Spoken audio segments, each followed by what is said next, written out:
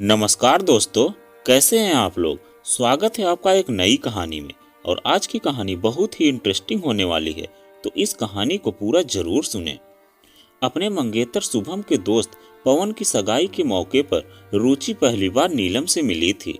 कुछ ही देर में नीलम के मुंह से उसने बहुत सी ऐसी बातें सुनी जिससे साफ जाहिर हो गया कि वह उसे फूटी आंख नहीं पा रही थी। रुचि को पता था कि वह अच्छी डांसर नहीं है, लेकिन उसे डांस करने में बहुत मजा आता था। शुभम के साथ कुछ देर डांस करने के बाद जब वह अपनी परिचित महिलाओं के पास गपशप करने पहुंची, तब नीलम ने बुरा सा मुंह बनाकर टिप्पणी की, डांस में जोश के साथ साथ ग्रेस भी नजर आनी चाहिए, नहीं तो इंसान जंगली सा नजर आता है।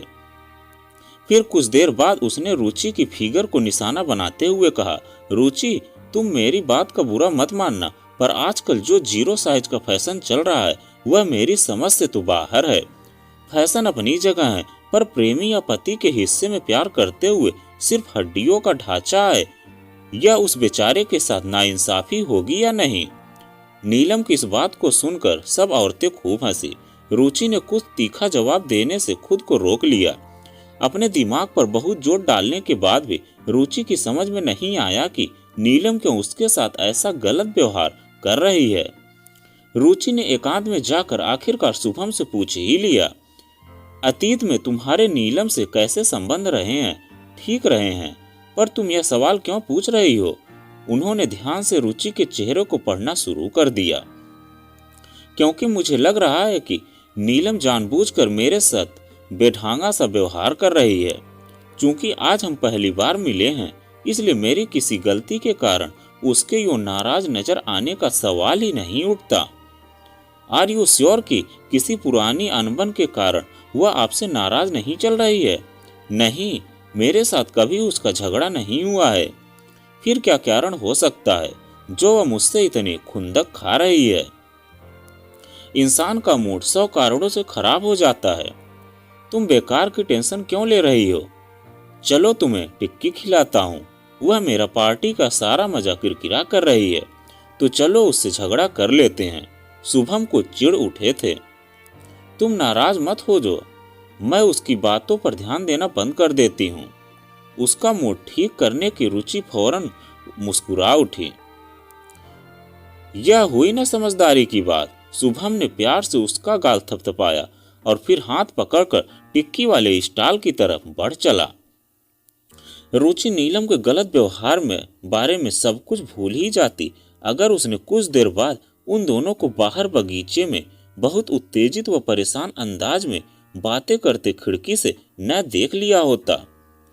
वह उनकी आवाजें तो नहीं सुन सकती थी, पर उनके हाव भाव से अंदाजा लगाया गया कि शुभम उसे कुछ समझाने की कोशिश कर रहा था और वह बड़ी अकड़ से अपनी बात कह रही थी।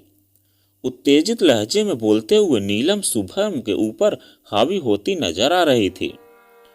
इस बात ने रुचि के मन में खलबली सी मचा दी थी। अपने मन की चिंता को काबू में रखते हुए वह पवन के पास पहुंची और गंभीर लहजे में बोली, आप मुझे एक बात सच सच बताओगे? पवन भैया। बिल्कुल बताऊंगा, पवन भैया ने मुस्कुराकर जवाब दिया। आप तो जानते हो कि मैं शुभम को अपनी जान से ज्यादा चाहती हूँ। यह मुझे अच्छी तरह से मालूम है। नीलम से आज मैं पहली बार मिली हूँ। वह मुझसे अकारण क्यों चिढ़ी हुई है और बात बात में मुझे सबके सामने शर्मिंदा करने की कोशिश क्यों कर रही है? मेरे इन सवालों का जवाब तुम दो प्लीज। रुचि को बहुत संजीता देख पवन ने कोई कहानी गढ़ने का इरादा त्याग दिया। वह शांत खड़ी होकर उनके बोलने का इंतजार कर रही थी। कुछ देर बाद उसने धीमी आवाज में रुचि को बताया, नीलम कॉलेज में हमारे साथ पढ़ती थी।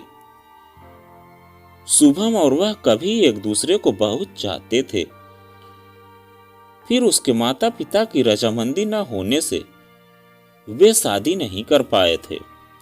अमीर पिता की बेटी नीलम की शादी भी बड़े अच्छे घर में हुई है, पर अपने पति के साथ उसके संबंध अच्छे नहीं चल रहे हैं। लेकिन तुम किसी बात की चिंता मत करो। मैं तुम्हें विश्वास दिलाता हूं कि शुभम के मन में अब उसके लिए कोई आकर्षण मौजूद नहीं है। लेकिन नीलम के मन में शुभम के लिए अभी भी आकर्षण मौजूद है, नहीं तो मैं उसकी आंखों में क्यों चुभती। रुचि के मन में गुस्सा बढ़ने लगा था। मुझे एक बात बताओ, शुभम के प्यार के ऊपर तुम्हें पूरा विश्वास है ना? अपने से ज्यादा विश्वास करती हूँ मैं उन पर, लेकिन को गोली मारो और मुझे बताओ कि जब शुभम के प्यार पर तुम्हें पूरा विश्वास है तो फिक्र किस बात की कर रही हो? जो बीज भविष्य में बड़ी सिरदर्दी का पेड़ बढ़ने की आशंका रखता हो, क्या उसे शुरू में ही नष्ट कर देना समझदारी नहीं होगी? यह बात तो ठीक है, पर तुम करने क्या जा रही हो? तुम्हारी पार्टी में कोई बखेड़ा खड़ा नहीं करूंगी देवर जी। मैं नीलम को ऐसा सबक सिखाना चाहती हूँ कि वो भविष्य में कभी मुझसे पंगे लेने की जुर्रत न करे। तुम तो बस मेरा परिचय उसके पति से करवा दो प्लीज। रुचि की बात को सुन पवन की आंखों से चिंता के भाव तो कम नहीं हुए, पर वो नीलम के पति संतोष के साथ उसका परिचय कराने को साथ चल पड़ा था। आकर्षक युवतियों के लिए पुरुषों के मन को प्रभावित करना ज्यादा मुश्किल नहीं होता है। रुचि ने संतोष के जिंदगी के बारे में जानने को थोड़ी सी दिलचस्पी दिखाई, तो बहुत जल्दी वो दोनों बहुत अच्छे मित्रों की तरह हंसने बोलने लगे थे। मेरे पति कहीं नजर नहीं आ रहे हैं और मेरा दिल आइसक्रीम खाने को कह रहा है। करीब 10 मिनट की जान पहचान के बाद रुचि की इस इच्छा को सुनते ही संतोष की आंखों में जो चमक पैदा हुई वह इस बात का प्रतीक थी कि उसका जादू संतोष पर पूरी तरह से चल गया है। अगर तुम्हें ठीक लगे तो मेरे साथ आइसक्रीम खाने चलो। उसने फौरन साथ चलने का प्रस्ताव रुचि के सामने रख दिया। आप चलोगे मेरे साथ? बड़ी खुशी से। यो मेरे साथ अकेले बाहर घूमने जाने से कहीं आपकी पत्नी नाराज तो नहीं हो जाएगी? यह पूछते हुए रुचि बड़ी अदा से मुस्कुराई। उसे मैंने इतना सिर नहीं चढ़ाया हुआ है कि इतनी छोटी बात को लेकर मुझसे झगड़ा करे। फिर भी हमें बिना मतलब किसी का दिल नहीं दुखाना चाहिए। आप बाहर मेरी कार नंबर 4206 के पास मेरा इंतजार करो प्लीज, मैं 2 मिनट के बाद बाहर आती हूँ। जैसी तुम्हारी मर्जी, कहकर हाल के मुख्य द्वार की तरफ चल पड़ा। संतोष जैसे ही रुचि की नजरों से ओझल हुआ तो वह तेज चाल से कुछ दूर खड़ी नीलम से मिलने चल पड़ी। पास पहुंचकर रुचि ने उसका हाथ पकड़ा और उसे उसकी सहेलियों से कुछ दूर ले आई। फिर उसके कान के पास मुंह ले जाकर उसने हैरान नजर आ रही नीलम को कठोर लहजे में धमकी दी। मुझे तुम्हारे और शुभम के बीच कॉलेज में रहे पुराने इश्क के चक्कर के बारे में सब कुछ पता लग गया है। तुम अभी भी उसके साथ चक्कर चालू रखना चाहती हो, यह भी मुझे पता है। आज तुमने सबके सामने जो मुझे बेइज्जत करने की बार बार कोशिश करी है, उसके लिए मैं तुम्हें सजा जरूर दूंगी।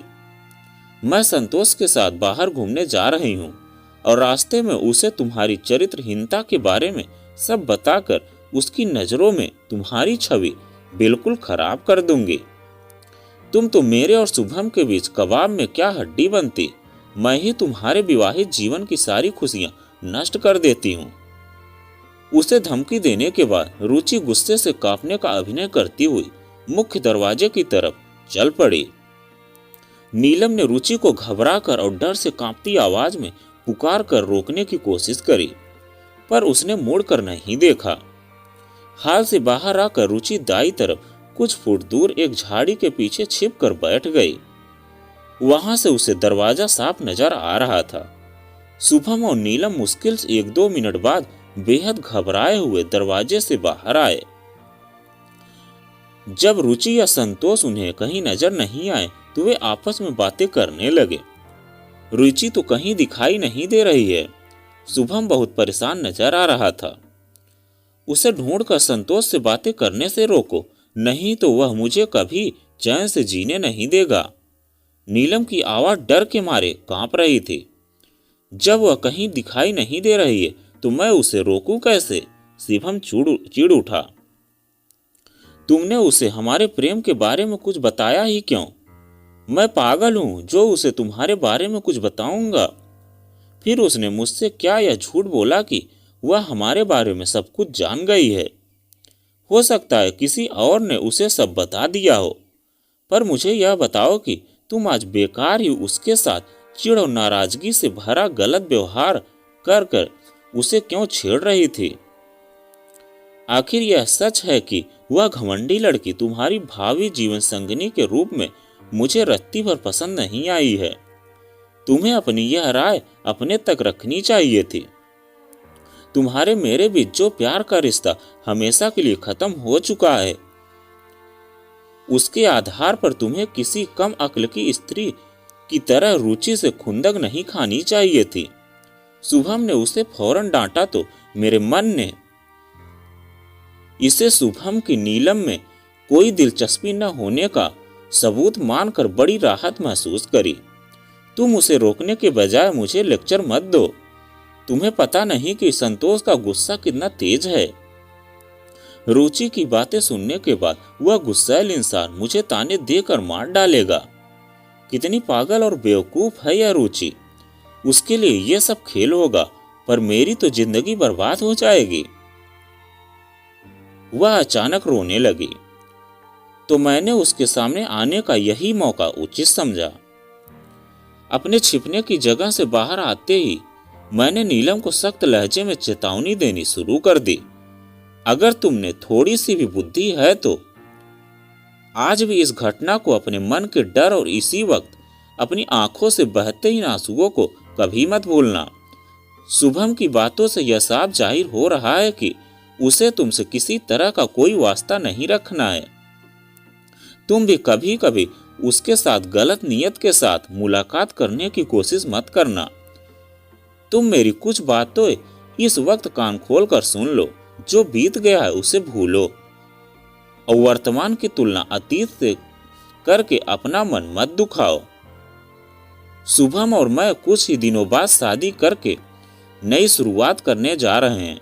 अपने विवाहित जीवन के दुखों को दूर करने के लिए अगर तुमने मेरे शुभम को गुमराह कर हमारे रास्ते में दिक्कत खड़ी करने की कभी कोशिश करी तो बहुत पछताओगी।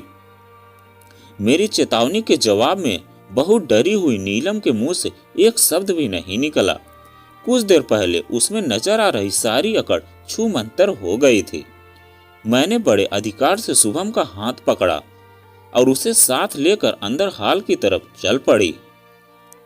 मुझे पक्का विश्वास था कि नीलम भविष्य में मेरे भावी जीवन साथी के साथ किसी तरह का संपर्क बनाने की जरूरत कभी नहीं करेगी। यह सबक उसके लिए बहुत जरूरी था। तो दोस्तों, यह कहानी आपको कैसी लगी कमेंट में लिखकर जरूर बताइएगा। अगर आप हमारे चैनल पर नए हैं तो प्लीज़ चैनल को सब्सक्राइब कीजिएगा और वीडियो को लाइक कीजिएगा। तो चलिए मिलते हैं एक नई कहानी के साथ में एक नए वीडियो में।